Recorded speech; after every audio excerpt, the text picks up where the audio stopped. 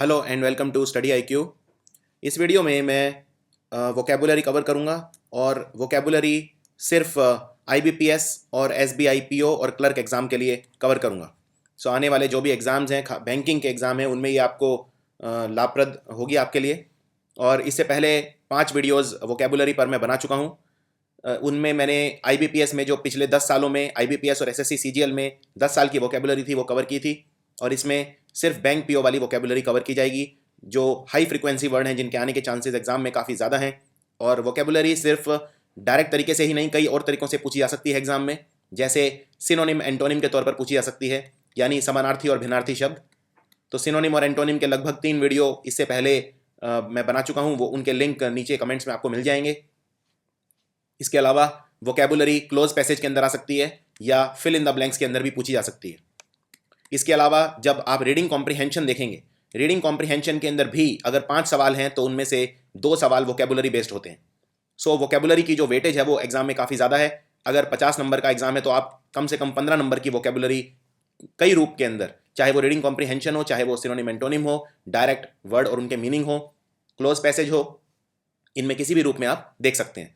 सो इसमें इमेजेस की मदद से मैं कोशिश करूंगा आप तक वोकेबुलरी दोबारा लाने की, जो मेरा तरीका है, जैसे कि आपने पिछले 5 वीडियोस में देखा, और इसमें लगभग 50 वर्ड्स कवर किए गए हैं।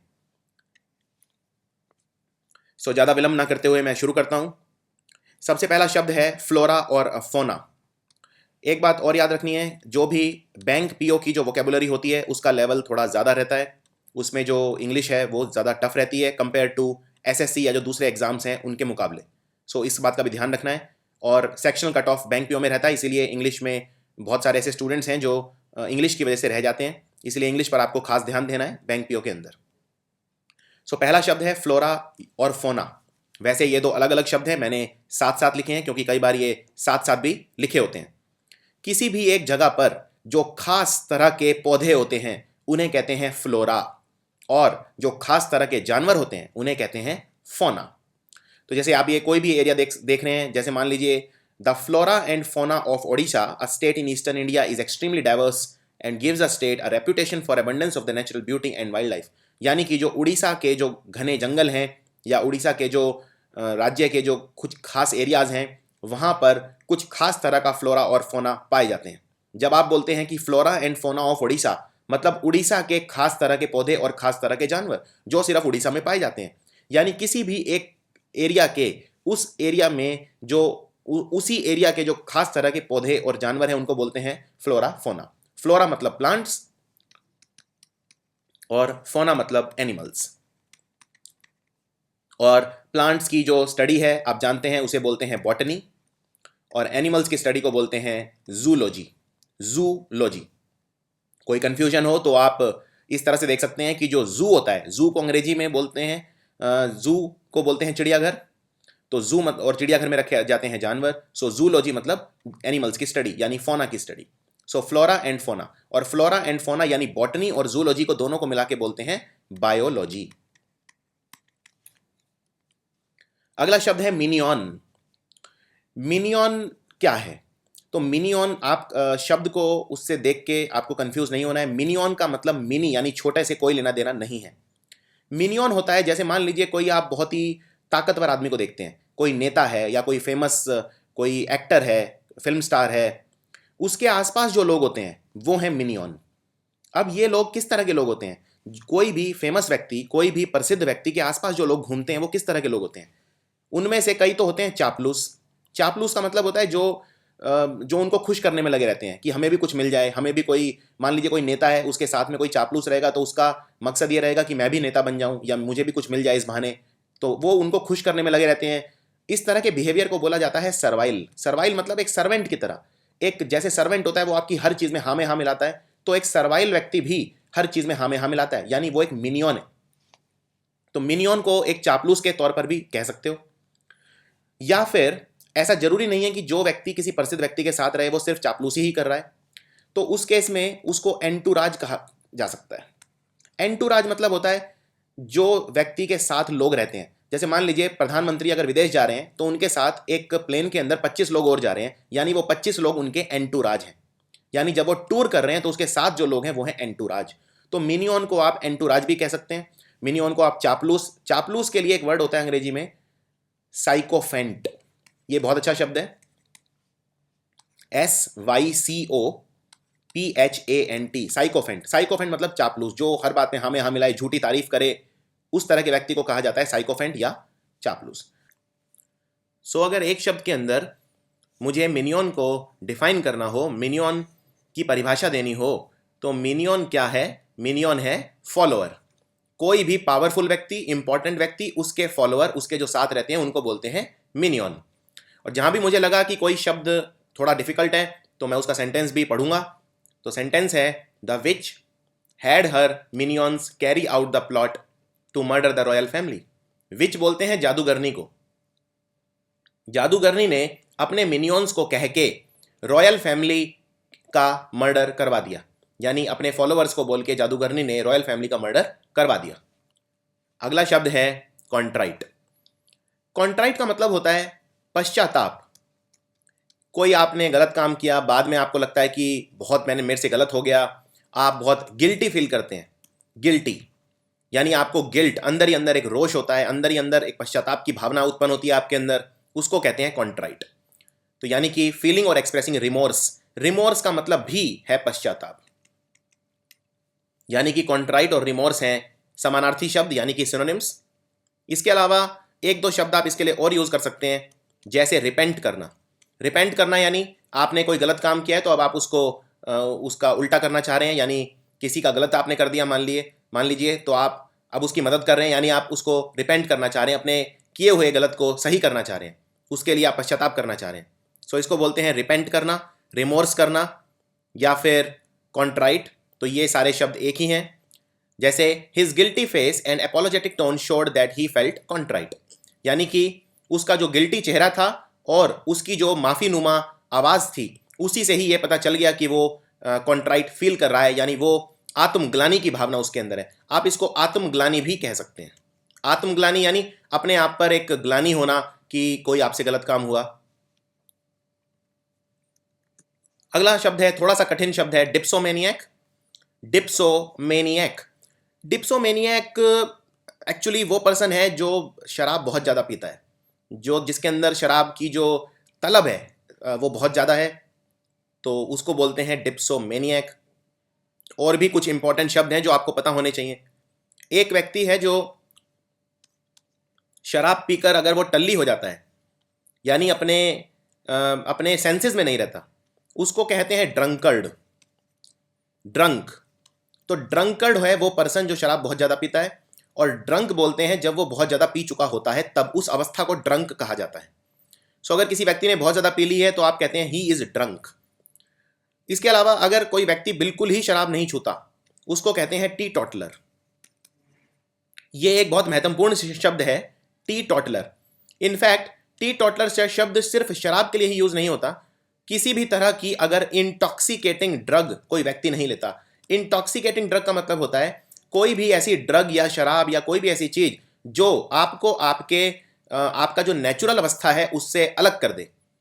तो जैसे अब आप कोई ड्रग लेते हैं तो आप अपने आप में नहीं रहते, आप कुछ और बन जाते हैं, तो वो इसका मतलब आपने इंटॉक्सिकेटिंग ड्रग ली है। तो किसी भी तरह का इंटॉक्सिकेटिंग ड्रग अगर कोई नहीं लेता तो उसे व्यक्ति को कहा जाता है टी टॉटलर। और ड्रंकर्ड कहा जाता है जो शराब का बहुत ज़्यादा शौकीन है, शराब को पसंद करता है, और अगर एक बार व्यक्ति पी लेता है, बहुत ज़्यादा अपने सेंसेस से बाहर चला जाता है, तो उसे कहते हैं ड्रंक। इसके अलावा एक और बहुत अच्छा शब्द है शराब पिए हुए व्यक्ति के लिए, वो है इनएब्रिएटेड। इनएब्रिएटेड एक ऐसी अवस्था होती है, जैसे अगर आप किसी ऐसे व्यक्ति को देखें जो शराब बहुत ज़्यादा पी चुका होता है, तो वो बहुत छोटी छोटी बातों पर खुश हो जाता है, बहुत छोटी छोटी बातों पर स्टिमुलेट हो जाता है। तो इनएब्रिएटेड अवस्था यानी कि बहुत ज़्यादा स्टिम्युलेटेड अवस्था। इसके अलावा आपको एक और शब्द बताता हूँ बहुत अच्छा, जिसको कहते हैं बक्कनलियाँ। बक्कनलियाँ मतलब होता है एक ऐसी पार्टी जिसके अंदर शराब का इस्तेमाल बहुत ज़्यादा होता है, तो इसको कहते हैं बक्कनलियाँ। पहले ज़माने में जो व्यक्ति शराब बहुत ज़्यादा पीते थे उनके लिए शब्द यूज़ होता था बक्कनल, या इन्हें बैकस भी बोलते थे। तो इनके लिए जो शराब की पार्टी होती है उसे कहते हैं बक्कनलियाँ। तो ये कुछ इंपॉर्टेंट शब्द हैं अल्कोहल या शराब से रिलेटेड जो आपको पता होने चाहिए। तो डिप्सोमेनियक, वो व्यक्ति जो शराब बहुत ज़्यादा पिए। टी टॉटलर, वो व्यक्ति जो शराब बिल्कुल ना पिए। इसके अलावा ड्रंकर्ड, वो व्यक्ति जो शराब बहुत ज़्यादा पिए। इनएब्रिएटेड, वो अवस्था जिसमें आदमी ने शराब बहुत ज़्यादा पी होती है, उसको बोलते हैं इनएब्रिएटेड। अगला शब्द है फैटेड। फैटेड मतलब होता है कोई भी ऐसी चीज़ जिसमें से बहुत ज़्यादा बदबू आए, दुर्गंध आए। जैसे कोई जुराब है, कोई बहुत पुरानी जुराब 3-4 दिन से पहनी हुई, वो एक फैटेड, उसमें से फैटेड उसको कह सकते हो। यानी कि कोई भी ऐसी चीज़, फैटेड मतलब दुर्गंध, बदबूदार, उसको कहते हैं fetid. So for example, a fetid smell was coming from his room, यानी उसके रूम से एक फैटेड स्मेल आ रही थी। सो ये आपको याद रखना है, फैटेड। और स्मेल, अगर मान लीजिए सुगंध हो तो उसको क्या बोलेंगे आप? जैसे सुगंध, जैसे मान लीजिए कोई फूल है और फूल से सुगंध आ रही है, उसके लिए शब्द होता है फ्रेग्रेंस। FRAGRANCE, फ्रेग्रेंस यानी सुगंध। अगला इंपॉर्टेंट शब्द है एम्बेलिश। एम्बेलिश क्या होता है? एम्बेलिश मतलब किसी चीज को सजाना, किसी चीज को डेकोरेट करना, किसी चीज की शोभा बढ़ाना, उसको बोलते हैं एम्बेलिश। और इसके लिए बहुत सारे अलग अलग शब्द हैं। आप जैसे इस डायग्राम में देख सकते हैं, blue silk embellished with golden embroidery. इसमें ये जो ब्लू कलर का सिल्क का कपड़ा है नीचे, इसके ऊपर इसे गोल्डन एम्ब्रॉयडरी करके इसे एम्बेलिश किया गया है, यानी इसे सजाया गया है, डेकोरेट किया गया है। इसके लिए और बहुत अच्छे शब्द हैं, जैसे एडॉन, ADORN। एडॉन मतलब भी होता है किसी चीज को सजाना। या फिर एग्जाम में एक शब्द पूछा जाता है जिसको बोलते हैं गार्निश। वैसे जनरली गार्निश हम खाने पीने की चीज़ों के लिए यूज़ करते हैं। जैसे अगर आप कोई मान लीजिए सब्जी है, सब्जी के ऊपर आप कुछ धनिए के पत्ते डाल देते हैं, यानी आप उसकी शोभा बढ़ा रहे हैं, उसका टेस्ट बढ़ा रहे हैं, यानी आप उसे गार्निश कर रहे हैं। इसके अलावा आप इसे एम्ब्रॉयडर करना भी कह सकते हैं। किसी चीज़ को जब आप सजाते हैं तो उसे बोलते हैं एम्ब्रॉयडर करना, ये एक वर्ब है। इसीलिए एम्ब्रॉयडर की हुई चीज को कहा जाता है एम्ब्रॉयडरी। तो ये आई होप ये सारे शब्द आपको क्लियर हो गए होंगे। एम्बेलिश, एडॉन, डेकोरेट, गार्निश या एम्ब्रॉयडर, इन सब का मतलब एक ही है, किसी चीज को सजाना, किसी चीज की शोभा बढ़ाना। अगला शब्द है कंटेंट। कंटेंट के अंग्रेजी में बहुत सारे मतलब होते हैं। जैसे मैं अगर पूछूं कि ये जो किताब आप खरीद के लाए हैं, इसका कंटेंट क्या है, यानी इस जैसे टेबल होती है, या कंटेंट इसमें क्या दिया हुआ है, इस तरह से भी आप कंटेंट शब्द का इस्तेमाल कर सकते हैं। लेकिन एक और कंटेंट का मतलब होता है, और ये ज़्यादा अच्छा मतलब है, इसका ज़्यादा यूज़ होता है इस तरह से। इसका मतलब है कंटेंट का सेटिस्फाइड, जिसके पास संतोष धन हो, जो अपने आप में सेटिस्फाइड हो, जितना भी भगवान ने मुझे दिया है मैं उसमें खुश हूँ, उस पर्सन को बोलते हैं कंटेंट। यानी कि जो व्यक्ति बहुत ज़्यादा शांतिपूर्ण है, पीसफुल है, अपने आप में खुश है, उसको कहा जाता है कंटेंट, सेटिस्फाइड व्यक्ति। So she seemed more content less bitter, यानी वो लड़की मुझे शक्ल से काफ़ी कंटेंट लगी और बिटर कम लगी। बिटर व्यक्ति होता है जो झगड़ालू होता है, जो झगड़ा करने पे उतारू होता है, जिसके हृदय में घृणा होती है, उसे कहते हैं bitter. So content means satisfied, peaceful, happy. अगला शब्द है फैटर।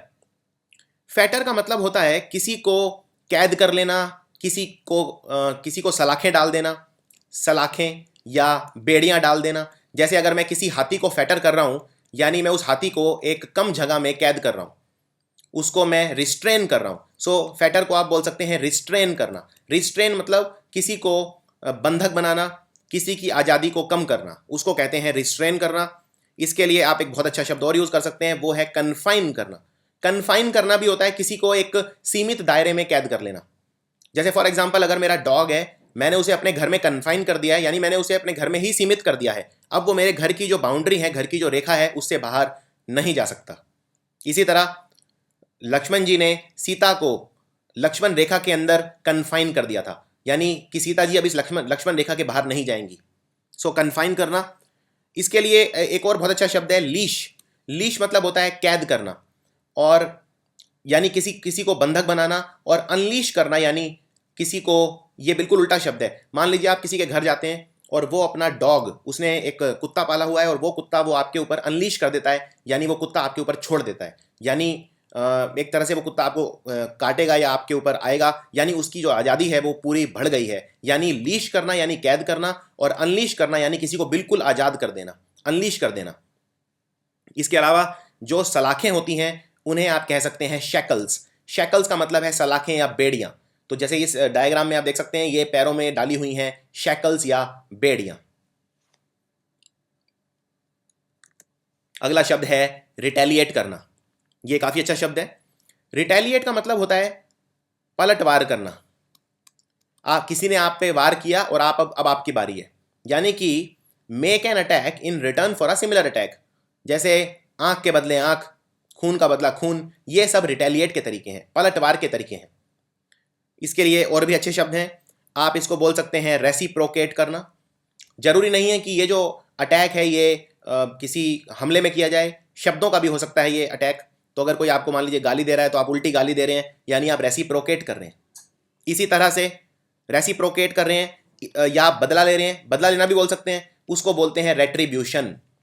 रेट्रीब्यूशन का मतलब होता है बदला लेना, यानी किसी ने आपके साथ गलत किया, अब आपकी बारी, यानी आप रेट्रीब्यूशन कर रहे हैं। इसके लिए एक और बहुत अच्छा शब्द है वेंडेटा। वेंडेटा मतलब भी होता है बदला लेना, या अगर कॉमन अंग्रेजी में कहूं तो इसको रिवेंज कहते हैं। रिवेंज मतलब बदला लेना। तो ये तीनों शब्द इसी सेंस में यूज होते हैं, रेट्रीब्यूशन, वेंडेटा या रिवेंज। अगला शब्द है एब्स्ट्रूज। एब्स्ट्रूज का मतलब होता है कोई ऐसी चीज जिसे समझना कठिन हो।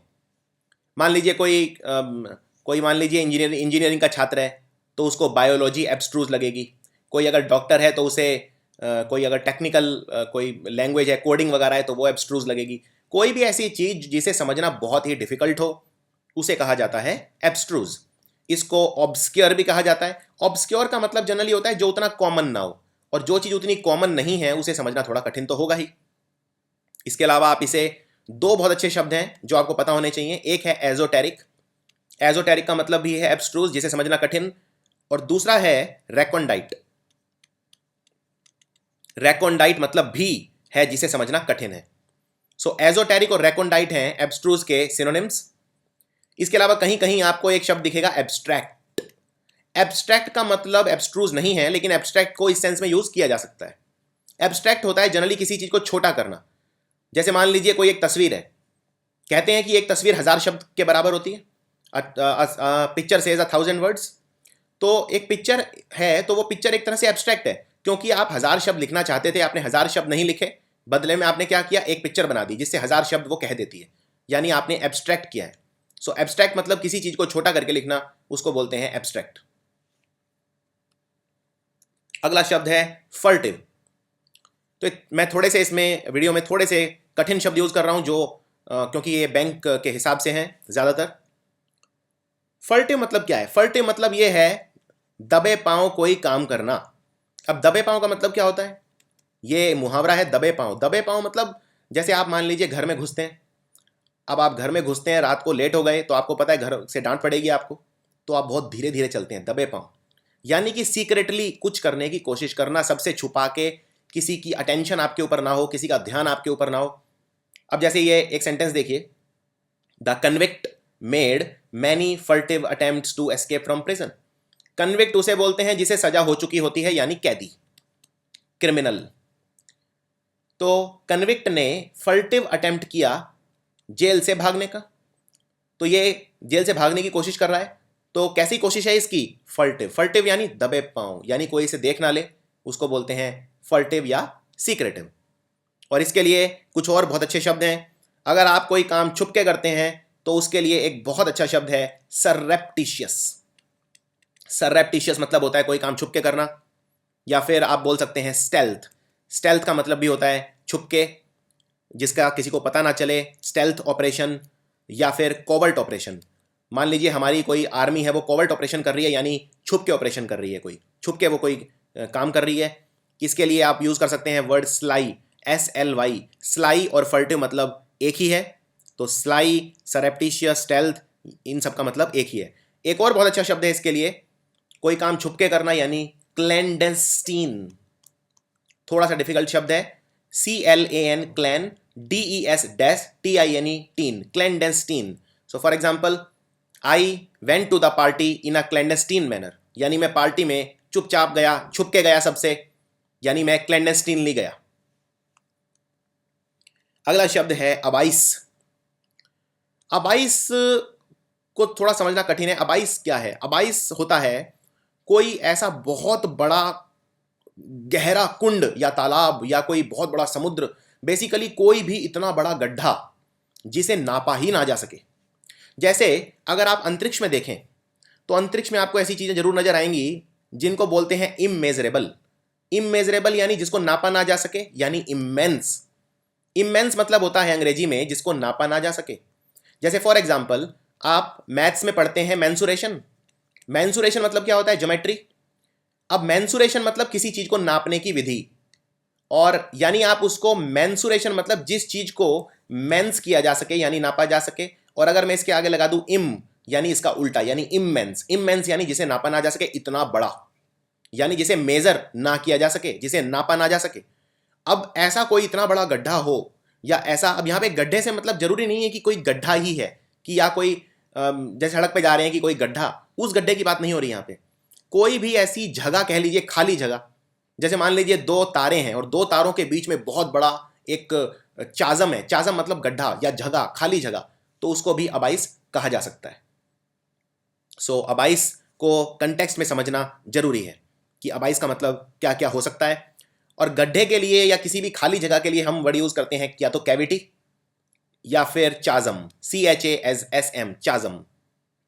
तो चाजम यूज कर सकते हैं आप, या कैविटी यूज कर सकते हैं किसी भी गड्ढे के लिए या बहुत बड़ी खाली जगह के लिए। सो इसका मतलब है अबाइस। अगला शब्द है अडो। अडो का मतलब होता है कोई झमेला, कोई तामझाम झमेला, कोई भी परेशानी, इसको बोलते हैं अडो। बेसिकली झमेले को बोलते हैं अडो। जब आप थोड़ा सा कोई किसी झमेले में फंस गए, परेशान हो गए, कोई ऐसी कंडीशन आ गई, उस कंडीशन को एडो बोलते हैं। फॉर एग्जाम्पल अगर मैं बोलता हूँ without further ado let us study, यानी कि मान लीजिए हम 4-5 दोस्त हैं और हम किसी झमेले में फंस गए और हम उसी में फंसे रह गए और हमारा जो पढ़ाई का टाइम है वो जा रहा है, यानी हमारा कीमती समय जो पढ़ाई के लिए होना चाहिए वो जा रहा है। तो एक दोस्त अचानक कहता है without further ado let us study, यानी कि अब हम और ज़्यादा टाइम वेस्ट नहीं करते, और ज़्यादा अब हम किसी झमेले में नहीं पड़ते और चुपचाप पढ़ाई शुरू करते हैं। यानी विदाउट फर्दर अडो, और ज़्यादा अडो को छोड़ के हमें पढ़ना शुरू कर देना चाहिए। जैसे मैंने यहाँ एक सेंटेंस भी लिखा है, आई हैसन्ड देयर विदाउट डिले और अडो। मैं वहाँ से चला गया, मैंने या जल्दबाजी की या मैं वहाँ से निकल गया बिना डिले के, बिना रुकावट के, या बिना झमेले के, बिना अडो के। अगला शब्द है अगोग। अगोग शब्द उतना कॉमन नहीं है लेकिन इंपॉर्टेंट है। अगोग का मतलब होता है किसी चीज को करने के लिए बहुत ज्यादा आतुर होना, बहुत ज्यादा उत्सुक होना, यानी कि इसको बोलते हैं ईगर। आतुर मतलब ईगर और उत्सुक मतलब क्यूरियस। तो कोई काम करने के लिए, कुछ देखने के लिए, कुछ सुनने के लिए, कुछ भी काम करने के लिए बहुत ज़्यादा आतुर होना, उत्सुक होना, ईगर होना, उसे कहते हैं अगोग। आप इसको इस सेंस में भी यूज़ कर सकते हैं, एक्साइटेड होना। मान लीजिए अगले महीने आप कहीं विदेश जा रहे हैं, यात्रा पे, पर्यटन पे जा रहे हैं, तो आप उसके लिए अगोग हैं, यानी आप उसके लिए आतुर हैं, एक्साइटेड हैं। नेक्स्ट है हर्ल। हर्ल एक आसान शब्द है। हर्ल का मतलब होता है कुछ भी उछालना या फेंकना, कुछ भी उछालना या फेंकना। जैसे फॉर एग्जाम्पल इसको किस सेंस में यूज करते हैं? मान लीजिए मैं अगर किसी को बोलता हूं do not hurl abuses at me, यानी कि मुझे गाली मत दो, मेरे ऊपर गाली मत उछालो, मेरे ऊपर गाली मत फेंको। Do not hurl abuses at me. या मान लीजिए मैं बोलता हूं, किसी ने मुझसे पूछा आपके चोट कैसे लगी, तो मैं कहूंगा he hurled a stone towards me, उसने मेरे ऊपर एक पत्थर फेंका। ही हर्ल्ड, हर्ल्ड मतलब फेंकना या उछालना। जैसे फॉर एग्जाम्पल आप इस डायग्राम में देख सकते हैं, writers hurled a brick through the wind screen. जो दंगा करने वाले लोग थे जिन्हें बोलते हैं राइटर, राइट मतलब दंगा, दंगा करने वालों ने उसकी गाड़ी की विंड स्क्रीन के ऊपर एक ईंट उछाली। So rioters hurled a brick through the windscreen. Brick मतलब होता है ईंट। अगला शब्द है एफिनिटी। एफिनिटी का मतलब होता है जब आप नेचुरल रूप से किसी चीज को पसंद करते हैं, जब आप किसी चीज को चाहते हैं, किसी चीज के प्रति आपकी आस्था है, किसी चीज को आप बहुत ज्यादा पसंद करते हैं और उसके साथ रहना चाहते हैं, लाइक करते हैं बहुत ज्यादा किसी चीज को, उसको कहते हैं एफिनिटी। जैसे for example, he had a special affinity for horses, यानी उसे घोड़े बहुत ज्यादा पसंद थे, उसकी घोड़ों के प्रति बहुत एफिनिटी थी। नेक्स्ट है बैकलॉग। बैकलॉग होता है अपना काम समय पे ना करना, और जब वो काम इकट्ठा हो जाता है तो उसे बोलते हैं बैकलॉग। यानी कि बैकलॉग को एक प्रॉपर कंटेक्स्ट में समझना जरूरी है। यानी कि जब आपका बहुत सारा काम इकट्ठा हो जाए, इकट्ठा होने को बोलते हैं एक्यूमुलेट होना। एक्यूमुलेट। एक बात और याद रखना, एक्यूमुलेट जो शब्द है ये सिर्फ वस्तुओं के लिए यूज किया जाता है, पर्सन्स के लिए यूज नहीं किया जाता। मान लीजिए आप 10 लोग हैं और आप 10 लोग कल कहीं घूमने जा रहे हैं और आपको कहीं एक विशेष स्थान पर मिलना है जहां आप सब लोग मिलेंगे और फिर वहां से आप अपनी यात्रा प्रारंभ करेंगे, शुरू करेंगे। तो आप ये नहीं कह सकते कि चलिए हम 10 लोग यहां पे एक्यूमुलेट होते हैं। नहीं, इकट्ठा होना अगर आप व्यक्ति हैं तो आप शब्द यूज करेंगे गैदर। GATHER, गैदर होना यानी इकट्ठा होना, लेकिन गैदर यूज होता है पर्सन के लिए, एक्यूमुलेट यूज होता है वस्तुओं के लिए। अब आपका कोई काम है तो काम के लिए आप यूज करेंगे एक्यूमुलेट। आपका बहुत सारा काम इकट्ठा हो गया यानी बैकलॉग में फंस गए हैं आप। So the company took an extra staff to clear the backlog of work, यानी कंपनी ने एक एक्स्ट्रा पर्सन को हायर किया, एक एक्स्ट्रा व्यक्ति को नौकरी दी, बैकलॉग जो काम था, काम का जो बैकलॉग था उसे साफ करने के लिए, यानी काम जो इकट्ठा हो चुका था उसे पूरा करने के लिए। अगला शब्द है एम्बार्गो। एम्बार्गो का मतलब होता है बैन कर देना कोई चीज या किसी चीज पर प्रतिबंध लगा देना।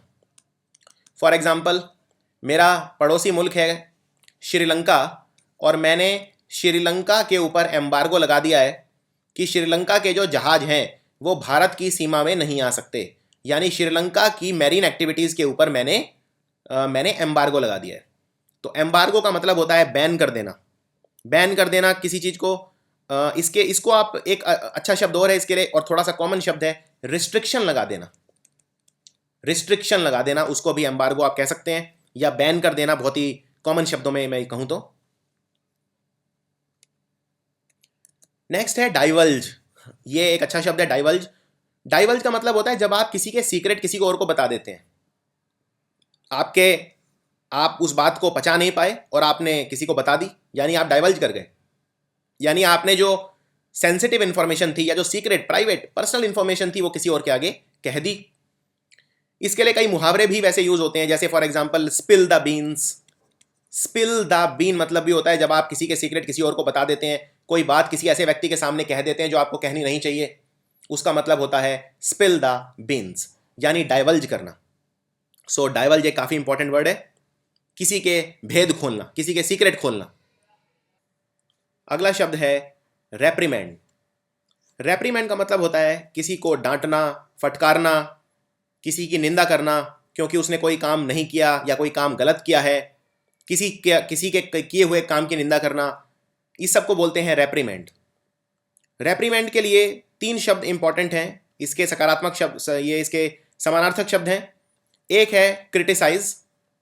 क्रिटिसाइज करना यानी किसी की निंदा करना, किसी को डांटना, या सेंश्योर करना, CENSURE, सेंश्योर करना मतलब भी रेप्रीमांड करना। या फिर एक और इंपॉर्टेंट वर्ड है जिसको बोलते हैं एडमोनिश करना।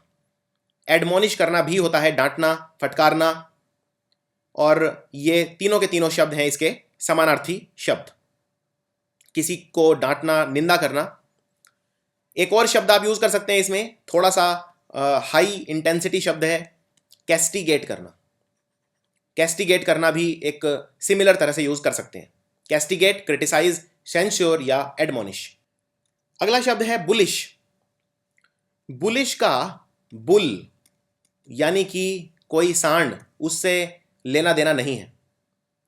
बुलिश होना यानी हार ना मानना, किसी चीज के प्रति सकारात्मक रहना, पॉजिटिव रहना और बिल्कुल हार ना मानना, उसे बोलते हैं बुलिश। वैसे अगर आप देखें तो जो शेयर मार्केट होती है उसका लोगो भी बुल होता है, और शेयर मार्केट में के लिए भी हम बुलिश वर्ड यूज करते हैं। यानी शेयर मार्केट अगर आज लगातार उठ रही है तो वो बुलिश है। Share market aggressively confident and self assertive, यानी कि कॉन्फिडेंट होना, थोड़ा सा वही कहने का मतलब हार ना मानना, पॉजिटिव रहना, इस सब के लिए हम यूज करते हैं बुलिश। इसके लिए आप शब्द यूज कर सकते हैं चीयरफुल, यानी थोड़ा सा प्रसन्नता का भाव जिसके अंदर होता है, या उम्मीद ना छोड़ना, आशावान होना। तो ये कई सारे मीनिंग हैं बुलिश के, आशावान होना, उम्मीद ना छोड़ना, तो ये सब हैं बुलिश। अगला शब्द है वर्नैकुलर। जैसे आपने शब्द सुना होगा वर्नैकुलर लैंग्वेजेस। भारत में कितनी वर्नैकुलर लैंग्वेजेस हैं? यानी देसी। देसी यानी इंडिजिनस। इंडिजिनस मतलब होता है नेटिव, यानी भारत की अपनी खुद की कितनी राष्ट्रभाषा, मातृभाषा हैं। इंडिजिनस या नेटिव यानी एक जगह की। तो अगर कोई चीज किसी जगह की होती है तो उसे बोलते हैं वर्नैकुलर।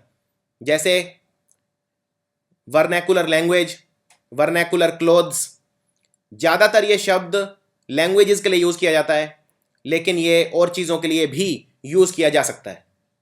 सो वर्नैकुलर मतलब नेटिव या इंडिजिनस, देसी या किसी एक खास जगह की बोले जाने वाली। अगला शब्द है डिलेक्टेबल। वैसे तो डिलेक्टेबल के कई मतलब हैं।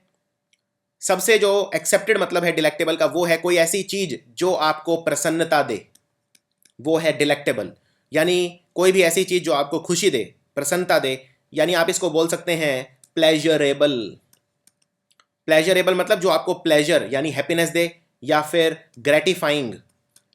ग्रेटिफाइंग, ग्रेटिफाइंग मतलब भी है जो चीज आपको प्रसन्नता दे, ग्रेटिफाइंग।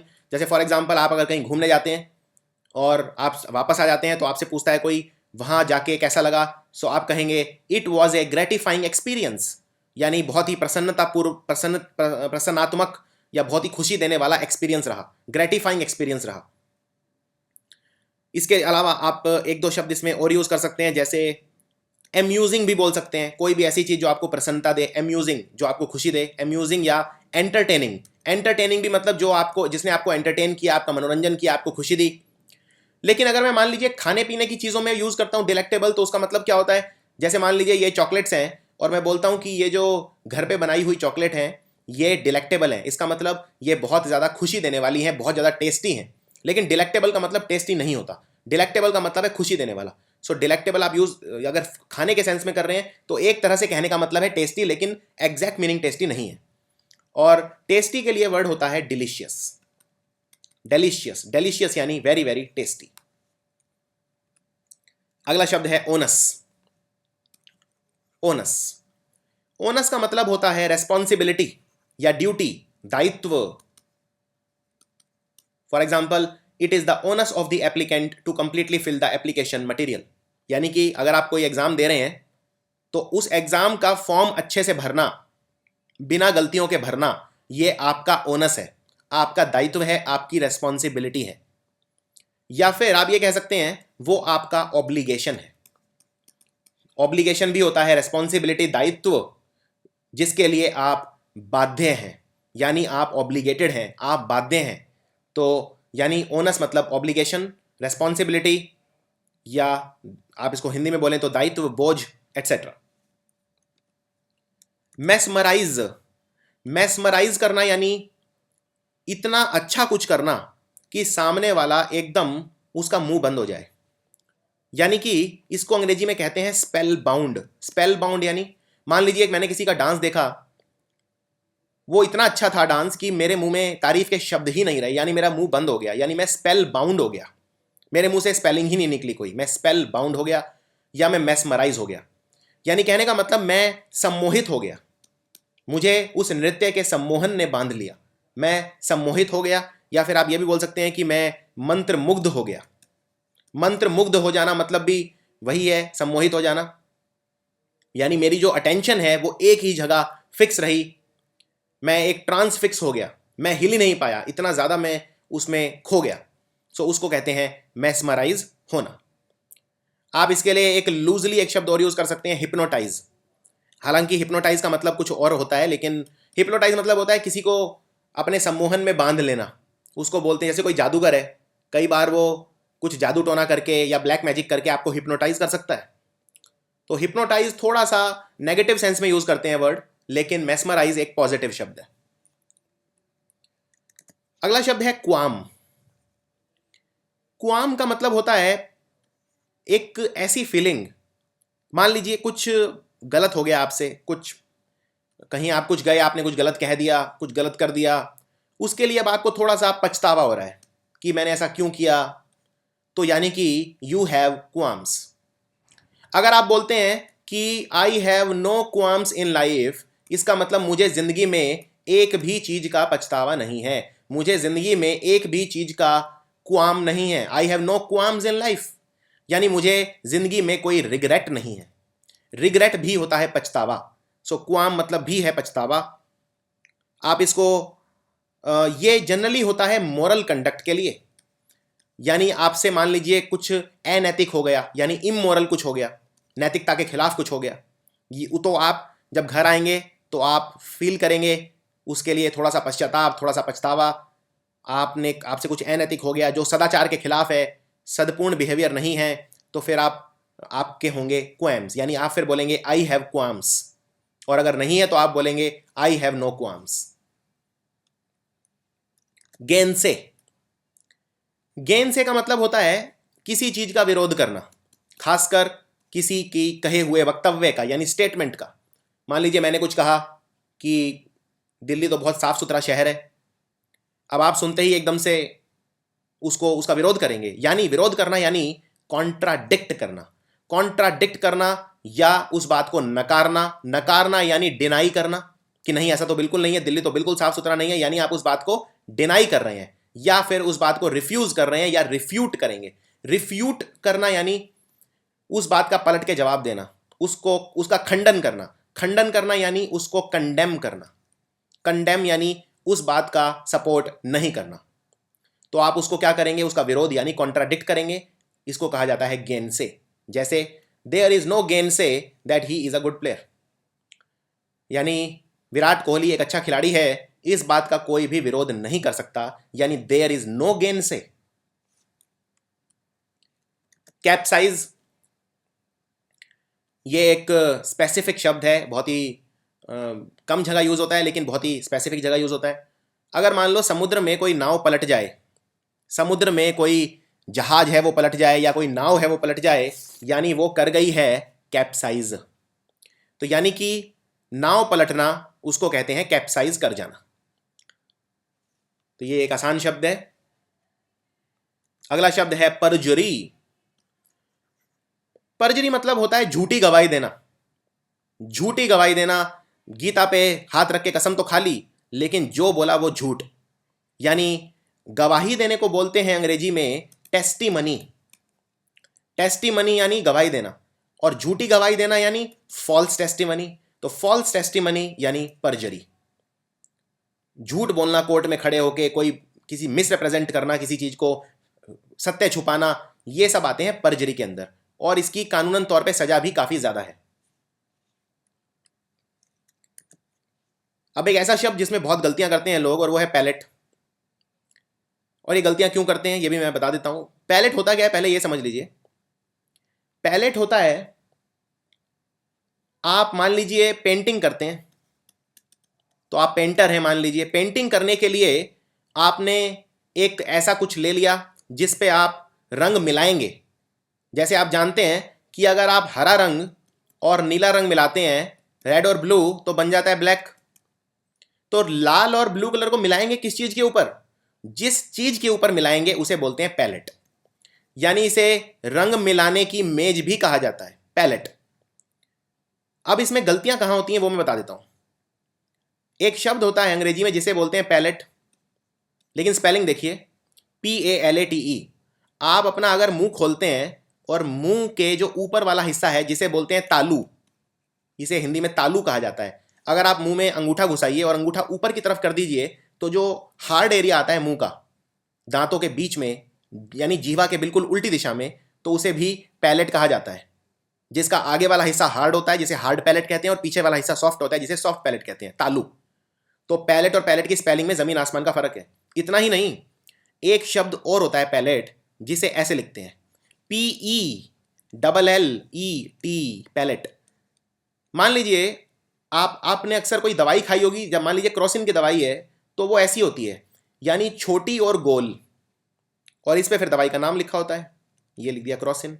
छोटी और गोल कोई भी चीज होती है तो उसे भी पैलेट कहा जाता है। तो 3 शब्द हैं मिलते जुलते, एक तो है पैलेट यानी रंग मिलाने की मेज, दूसरा है पैलेट यानी तालू मुंह का हिस्सा, और तीसरा है पैलेट यानी कोई भी छोटी गोली, कोई भी छोटी और गोल चीज उसे भी पैलेट कहते हैं।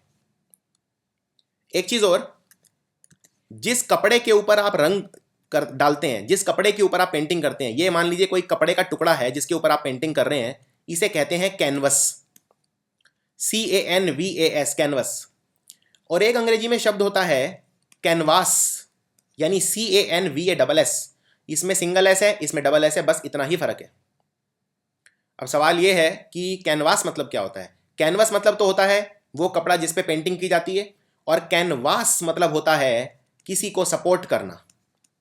सपोर्ट करना, मान लीजिए कोई इलेक्शन है और आप किसी कैंडिडेट को सपोर्ट कर रहे हैं, यानी आप उसके लिए वोट मांग रहे हैं, उसका प्रचार कर रहे हैं, उसको कहते हैं कैनवसिंग करना। यानी किसी के लिए इलेक्शन कैंपेनिंग करना एक तरह का कैनवसिंग करना है, या फिर जनरल में भी आप यूज कर सकते हैं, किसी को सपोर्ट करना, उसको बोलते हैं कैनवसिंग करना, डबल एस। पेट्रीफाई, ये शब्द आया कहां से, ये समझना जरूरी है। जब कोई चट्टान बनती है तो उसे बोलते हैं पेट्रिफिकेशन, या कोई मान लीजिए कोई पत्थर है, कोई चट्टान है, बहुत बड़ा पत्थर बनता है तो वो है पेट्रिफिकेशन। लेकिन ये शब्द यूज किस सेंस में करते हैं। मान लीजिए मैं बोलता हूं कि मैं पेट्रीफाई हो गया। पेट्रीफाई हो गया मतलब क्या मैं पत्थर बन गया? हाँ, मैं पत्थर बन गया, लेकिन किस सेंस में, यानी कि मैं बिल्कुल एकदम स्टैचू बन गया, यानी मैं हिल ही नहीं पाया। अब कौन सी ऐसी सिचुएशन होती हैं जब आप बिल्कुल हिल ही नहीं पाते।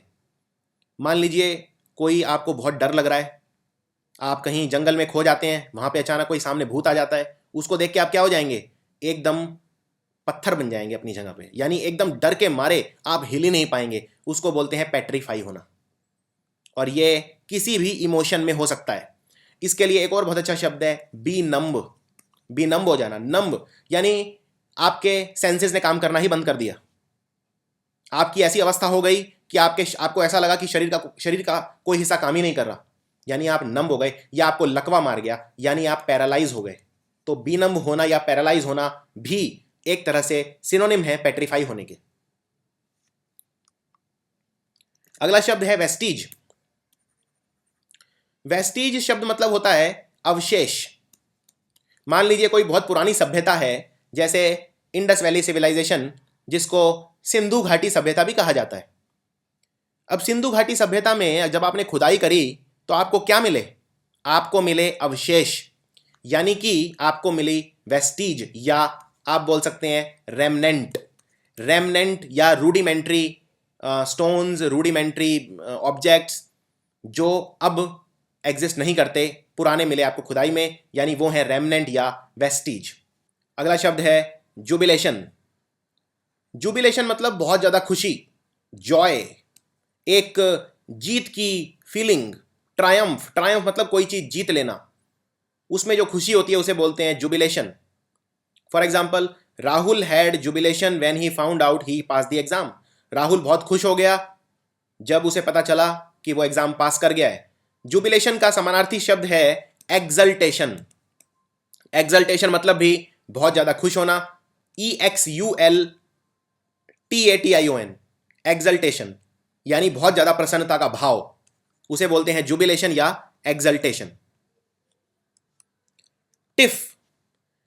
टिफ मतलब होता है कोई छोटी मोटी बहस जो किसी फ्रेंड्स के बीच में या प्रेमियों के बीच में, लवर्स के बीच में हो जाती है। छोटी मोटी कोई बहस, छोटी मोटी कोई आर्ग्यूमेंट, क्वेरल, बहुत बड़े लेवल की नहीं, ये याद रखना है, छोटे लेवल पे कोई हाथापाई नहीं होगी इसमें, सिर्फ थोड़ा सा शब्दों का बस एक मतभेद होगा, आर्ग्यूमेंट होगी।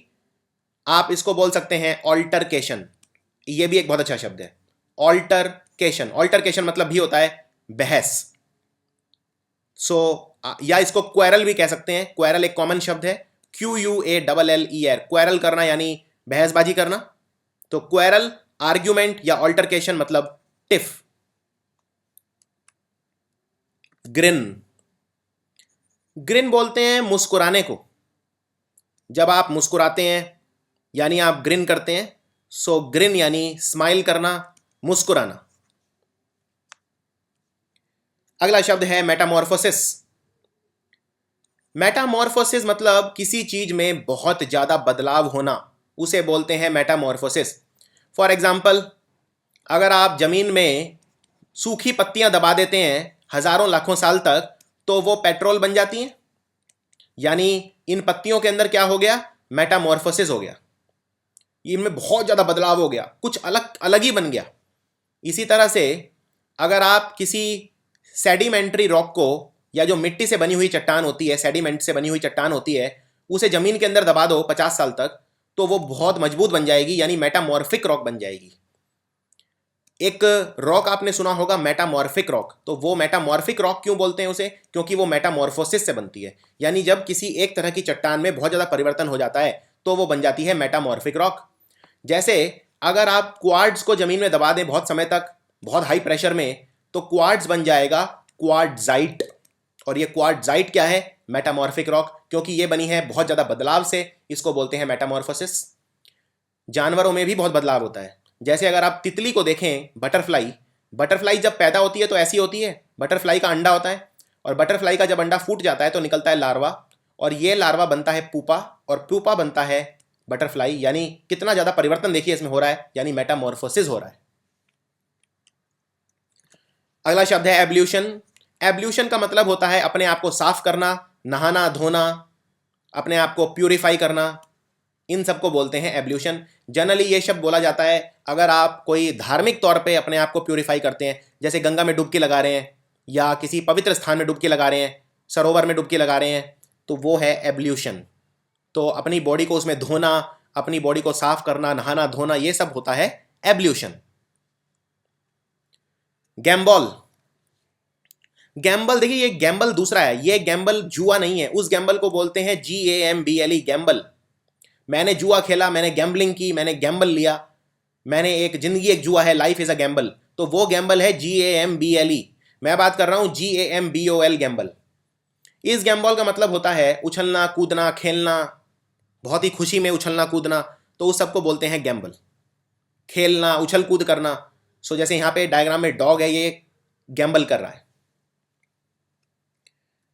मिलता जुलता शब्द है गैम्बिट, लेकिन ये उस वाले गैम्बल से इसका लेना देना नहीं है, इस वाले गैम्बल से लेना देना है, यानी जो जुए वाला गैम्बल है।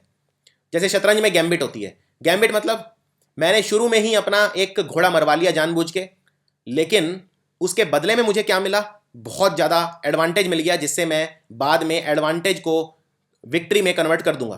कहने का मतलब जुआ, जुआ एक तरह का जुआ लिया मैंने शुरू में ही शतरंज में अपना घोड़ा मरवा लिया, यानी मैंने अपना जो नाइट था, घोड़ा था, उसकी गैम्बिट दे दी, उसकी बलि दे दी, लेकिन बदले में मुझे क्या मिला? बदले में मुझे बहुत ज़्यादा एडवांटेज मिल गया। तो यानी कि जुआ लेना एक तरह का वो है गैम्बिट करना, रिस्क लेना, जिससे आपको कोई एडवांटेज मिल जाए। इडाइलिक, इडाइलिक होता है कोई बहुत खूबसूरत जगह, बहुत ही शांतिपूर्ण, बहुत ज़्यादा अट्रैक्टिव, बहुत ही रमणीक दृश्य, उसको कहते हैं इडाइलिक। और ये एक दो सेंस में और यूज़ होता है। जैसे मान लीजिए आप अगर किसी गांव में जाएंगे, विलेज में जाएंगे, तो वहाँ भी आपको इसी तरह का माहौल मिलेगा, खूबसूरत नज़ारे मिलेंगे, गांव में अच्छे लहराते खेत मिलेंगे, शांति मिलेगी। तो कई बार गांव वगैरह की चीज़ें सिग्निफाई करने के लिए, दिखाने के लिए भी हम शब्द यूज़ करते हैं डायलिक। वैसे वरना गांव की अगर कोई चीज़ होती है तो उसके लिए हम वर्ड यूज़ करते हैं रूरल, RURAL, या फिर रस्टिक, RUSTIC। तो रूरल या रस्टिक मतलब होता है गांव का, और अर्बन मतलब होता है शहर का, URBAN। और इडाइलिक मतलब जनरली गांव के सेंस में हम यूज़ करते हैं, क्योंकि वहाँ पे बहुत ज़्यादा खूबसूरत दृश्य होते हैं, शांति होती है, रमणीक दृश्य होते हैं। सो इडाइलिक मतलब like an idyll, peaceful and picturesque. Picturesque मतलब खूबसूरत और शांतिपूर्ण। क्वाफ, क्वाफ, क्वाफ का मतलब होता है पीना। कुछ भी, किसी चीज़ का घूंट लेना, किसी चीज़ को पीना, जनरली ज़्यादा क्वांटिटी में पीना या थोड़ी क्वांटिटी में पीना, ज़्यादा क्वांटिटी में पिएंगे या थोड़ी क्वांटिटी में जल्दी जल्दी पिएंगे, यानी आप घूंट पी रहे हैं, यानी आप क्वैफ कर रहे हैं। For example, we stopped at a bar and quaffed a few beer, यानी हम एक बार में रुके और हमने वहां पे थोड़ी सी बियर को क्या किया, क्वैफ किया, यानी जल्दी जल्दी पी लिया। पैलिएट, पैलिएट का मतलब होता है किसी चीज को कम करना, यानी किसी चीज को, जैसे अगर मान लीजिए आपको दर्द हो रहा है और आप अगर दवाई खा लेते हैं तो आपका दर्द क्या हो जाता है, पैलिएट हो जाता है। ये बहुत ही ज्यादा इंपॉर्टेंट वर्ड है एग्जाम के लिए, पैलिएट। तो पैलिएट मतलब किसी चीज का प्रभाव कम करना, चाहे वो दर्द हो, चाहे वो टेम्परेचर हो। अगर आपको बुखार है और आपने दवाई ले ली, मतलब आपका बुखार हो जाएगा, पैलिएट। इसी तरह अगर किसी के घर में मान लीजिए किसी की डेथ हो जाती है, आप वहां जा रहे हैं, आप उसको कंसोल कर रहे हैं, उससे उसका दर्द कम होगा, यानी पैलिएट होगा। पैलिएट के लिए जो शब्द हैं वो बहुत ज़्यादा इंपॉर्टेंट है एग्जाम के लिए। तो सबसे पहला और सबसे महत्वपूर्ण शब्द है मिटिजेट। मिटिजेट का मतलब भी होता है किसी चीज़ को कम करना। दूसरा होता है एलिविएट, एलिविएट का मतलब भी सेम है। एक और शब्द है सूद, सूद मतलब भी सेम है, SOOTHE। इन सब शब्दों को लिखना मत भूलना। और अगला शब्द है पैसिफाई, पैसिफाई मतलब भी वही है। इनफैक्ट एक और शब्द है मॉलिफाई, मॉलिफाई भी मतलब वही है। तो ये पांचों ही शब्द एग्जाम में बहुत ज़्यादा रिपीट होते हैं, मिटिजेट, एलिविएट, सूद, पैसिफाई या मॉलिफाई, यानी किसी चीज़ के प्रभाव को कम करना। किसी, कोई ये रोग हो सकता है, कोई सिचुएशन हो सकती है, कोई दर्द हो सकता है, टेम्परेचर हो सकता है, कोई भी ऐसी चीज़ जो नेगेटिव होती है उसके इफेक्ट को कम करना, यानी पैलिएट करना। बेहेमोथ, बेहेमोथ बोलते हैं कोई भी बहुत बड़ी चीज़ को। जैसे मान लीजिए एक रेसलर है खली, तो वो एक बेहेमोथ है एक तरह से रेसलिंग में, यानी कोई बहुत बड़ा। बड़ा मतलब जरूरी नहीं है साइज में बड़ा, बड़ा मतलब अपनी कैपेसिटी में बड़ा, या बड़ा मतलब अपने गुणों में बड़ा, या बड़ा मतलब अपने size, size in the sense अपनी ऑपरेशंस में बड़ा। जैसे state bank of India, state bank of India Bharat में अगर बैंक्स की बात करूं तो एक बेहेमोथ है। बेहेमोथ है मतलब बहुत बड़ा है, बहुत ज़्यादा विशालकाय, बहुत ज़्यादा इसकी वैल्यू है, बहुत ज़्यादा इंपॉर्टेंट है। तो यानी ये एक तरह का बेहेमोथ है, बहुत पावरफुल ऑर्गेनाइजेशन, बहुत बड़ी ऑर्गेनाइजेशन, उसको भी बेहेमोथ कह सकते हैं। किसी व्यक्ति को बेहेमोथ कह सकते हैं। तो बेहेमोथ एक जनरल वर्ड है, लेकिन कई सेंस में यूज किया जा सकता है, लेकिन असेंशियली इसका मतलब एक ही रहता है और वो है बहुत विशाल। नेक्स्ट है क्वेंड्री। क्वेंड्री क्या होता है? क्वेंड्री मतलब अगर मैं किसी चीज में फंस जाऊं, किस चीज में फंस जाऊं, असमंजस। इसको हिंदी में अगर मैं बोलूं तो इसको बोलते हैं असमंजस। असमंजस में फंस गया मैं, या मैं किसी उलझन में फंस गया, तो इसको कहा जाता है क्वेंड्री। कोई उलझन, अनसर्टेनिटी, या मैं किसी डिफिकल्ट सिचुएशन में फंस गया, यानी मैं क्वेंड्री में फंस गया। और क्वेंड्री के लिए दो शब्द हैं, दोनों बहुत ज़्यादा इंपॉर्टेंट हैं। पहला तो है प्रेडिकामेंट और दूसरा शब्द है डिलेमा, DILEMMA, डिलेमा। पहला है प्रेडिकामेंट, दूसरा है डिलेमा और तीसरा है क्वेंड्री। तीनों का मतलब एक ही है और तीनों ही बहुत ज़्यादा बार एग्जाम में रिपीट हो चुके हैं। तीनों का मतलब क्या है? तीनों का मतलब है किसी उलझन में फंस जाना। अगला शब्द है कंफाउंड। कंफाउंड का मतलब होता है आप एक्सपेक्ट कुछ और कर रहे थे, हो कुछ और गया। आपकी एक्सपेक्टेशन के अगेंस्ट अगर कुछ हो जाता है तो आप क्या हो जाते हो? आप हो जाते हो कंफ्यूज कि अब मैं क्या करूं, या आप हो जाते हो सरप्राइज। तो इन दोनों के लिए यूज करते हैं कंफाउंड। मान लीजिए मैंने शेयर खरीदे, मैं एक शेयर मार्केटिंग एक्सपर्ट हूं और मुझे पता रहता है किस दिन शेयर कितने नीचे आएंगे या कितने ऊपर जाएंगे। आज मैंने शेयर 50,000 रुपए के खरीदे, ये सोच के कि शेयर मार्केट ऊपर जाएगी और मैं शेयर मार्केट एक्सपर्ट हूं, लेकिन शेयर मार्केट गिर गई तो मैं कंफाउंड हो गया, क्योंकि मेरी आशाओं के विरुद्ध कोई चीज़ हुई है। तो मैं एकदम कंफ्यूज हो गया, सरप्राइज हो गया, मुझे समझ में नहीं आया क्या करूं। सो इसके लिए यूज करेंगे कंफाउंड। एक आसान शब्द है अब इनर्वेट। इनर्वेट मतलब कमजोर हो जाना। मैं अपने घर से निकला 12 बजे दोपहर में, 48 डिग्री टेम्परेचर, और 2 किलोमीटर पैदल चला मैं। जब तक मैं अपने घर पहुंचा मैं पूरी तरह से इनर्वेट हो चुका था। मैं शक्तिहीन हो चुका था, कमज़ोर हो चुका था, सारी एनर्जी मेरी चली गई, यानी मैं इनर्वेट हो गया। तो यानी कि जब आप अपनी एनर्जी आपकी ड्रेन हो जाती है, चली जाती है, आप अपनी वाइटलिटी खो देते हैं, कम कर, आपकी एनर्जी कम हो जाती है, तो आप हो जाते हैं इनर्वेट, थक जाना, बहुत ज़्यादा थक जाना। इसके लिए एक शब्द और यूज़ कर सकते हैं, वो है फैटीग। FATIGUE, फैटीग हो जाना। पैकिडम, ये एक आसान शब्द है। कोई ऐसा जानवर जो मोटी चमड़ी का होता है उसे बोलते हैं पैकीडम। मोटी चमड़ी वाला जानवर, जैसे एक हाथी है, राइनोसेरोस है, या हिप्पोपोटेमस है, दरियाई घोड़ा है। ये सब जानवर बहुत मोटी चमड़ी के होते हैं, तो इन्हें पैकीडम कहा जाता है। टाइकून, टाइकून मतलब कोई बहुत ही ज्यादा शक्तिशाली उद्योगपति। जैसे ये रतन टाटा हैं इस डायग्राम में, ये बहुत ही ताकतवर बिजनेसमैन है, बिजनेस मैग्नेट हैं ये। व्यापार चुंबक, ये याद रखिए, कई लोग बोलते हैं व्यापार चुंबक, ये चुंबक नहीं है।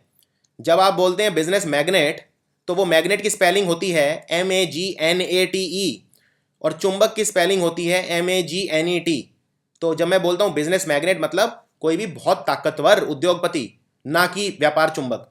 तो ये थोड़ी सी कुछ गलतियां हैं लिखते वक्त, ये आपको नहीं करनी है। टाइकून मतलब होता है कोई पावरफुल, बहुत ही धनी बिजनेसमैन। अगला शब्द है अगेप। अगेप का मतलब होता है बहुत ज्यादा सरप्राइज हो जाना, मुंह खुला का खुला रह जाना। इसको हिंदी में अगर मैं बोलूं, मेरा मुंह खुला का खुला रह गया, यानी मैं इतना आश्चर्यचकित हो गया, इतना सरप्राइज हो गया।